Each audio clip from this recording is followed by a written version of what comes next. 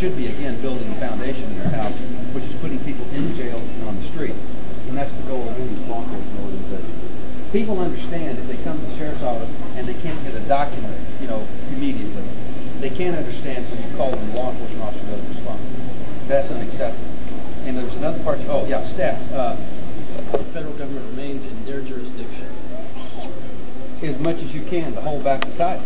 That's just, the truth of it. Unless you're a constitutional attorney, which I'm not, okay, but I've been in and around law enforcement now for 36, 37 years. We depend upon the attorneys for that. And I can tell you that the Supreme Court ruling, well, probably the best example is Roe versus Wade. All right? Up until Roe versus Wade, states basically chose the federal government, which they should have never done. But I know that when you send a congressman, Joe Scarborough was up there, and he was basically talking about how the federal government needs to return to strict instructionalist rules, what the Constitution says about only those rights enumerated by the Constitution, etc., etc. And they laughed at him, and they said, "You obviously don't know what you're here for." Okay, and they kind of shuffle you off to this corner. The way that has changed is by what you young people are doing now. Yes, to the extent that I can, as Sheriff of Escambia County, because the Second Amendment is something that we cannot give up. Absolutely. Now, I'm not, and to be honest with you, I think those of us that are believers in the Second Amendment, I still kind of scratch my head as to how that happened. And why a state would do that. I don't understand. But I can tell you that here, I would be arrested as a Sheriff of Escambia County before I would allow them to do something. The arrests are going to be The studies are still coming back on the use of the taser. The taser, of course, is advertised as a non-lethal weapon. You have to be careful with any arbitrary decision that you make that's across the board. The example that I use is for the correctional officers. Correctional officers right now, because their manning is so low. One of them that attended one of our meetings, he had finished a shift where he was on. He was the only correctional on the floor with 120 in. Or the culture is beautiful because they do that. Because it's acceptable. And it's the frog in the boiling pot of water, simply. Okay. What becomes societally acceptable? See, when I was growing up, it was unacceptable to have a child out of wedlock. Okay. Now I can tell you that if your daughter got pregnant, you sent her out of town.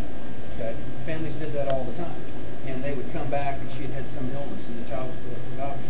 Okay. Well, I was of the opinion that cigarettes, and I full disclosure, I have a pack in my pocket. Sure. And I think that's your right to smoke, by the way.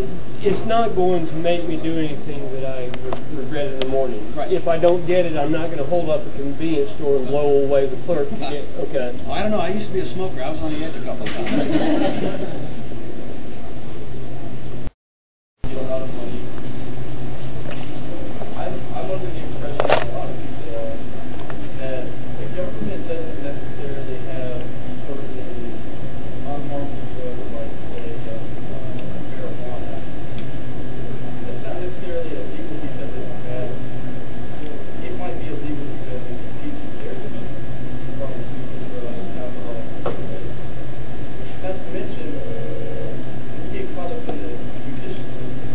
So, I mean, I believe that as much as, like, the marriage out of wedlock has changed, I believe that maybe like 30, 50 years, society will be more acceptable to the fact that it can't be helpful. Well, drugs are acceptable now. They're just illegal. And I don't argue that point. Again, when I was a young man, we'd sneak out and have a beer. That was big doing. But we didn't sneak out, as I got older, of course, marijuana.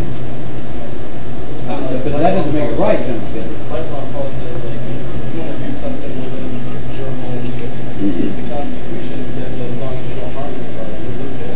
Okay, well, let me ask you this. And this is significant that you get your life and thought process straight.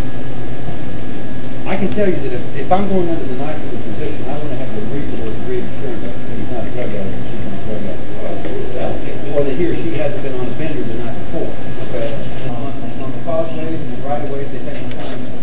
Now, sometimes as a courtesy, they'll call you and ask you to come and take it. If you post it illegally because you post it, they'll take your sign down. You take mine down too.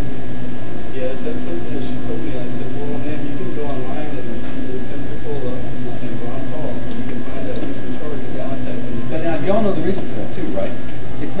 express your right to free speech. It's, you know, some people think it's okay to stick a sign up that you become a traffic impediment.